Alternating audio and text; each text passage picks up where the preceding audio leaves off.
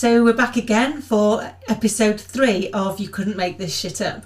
And this particular one was a fascinating start of a journey, and there's plenty more stories on this one. But I remember going into one organisation to do an interim role, and I started on day 1. On day 2, they literally put me on a roller coaster. So I turned up at this conference, and in the middle of it, they said, it was at a theme park. And they said, well, at lunchtime, we're going to go, we've got the theme park being opened for us so we can go on a couple of the rides. And we need one of the leaders to get on the ride. I was like, you're having a laugh. Nobody told me I got to go on a roller coaster, and I really wasn't massively appropriately dressed for it. So I turned up in like a suit, skirt and tights. And I was like, I was on this roller coaster where you sit on it, but you kind of, your legs dangle down and they kind of just drop you. And I spent the entire time trying to smile at everybody, thinking, I really hope that I am still dressed appropriately when that photo is taken, because this is never going to be recovered from on day 2 of going in such a senior role.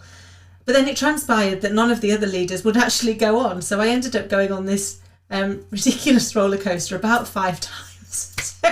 So I'd done day 1 learning the organisation, day 2 at a conference, but then on this roller coaster, and day 3 I was sat in the board room at 9 o'clock on the Wednesday morning, and they turned around and said, so, what's your diagnosis of the organisation?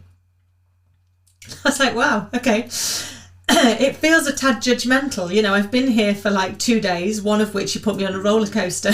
But I can tell you that actually some of the things that I've seen already that I think are going to be easy to fix is there's a lack of clarity. People don't understand what it is, what's our purpose, what are we trying to achieve.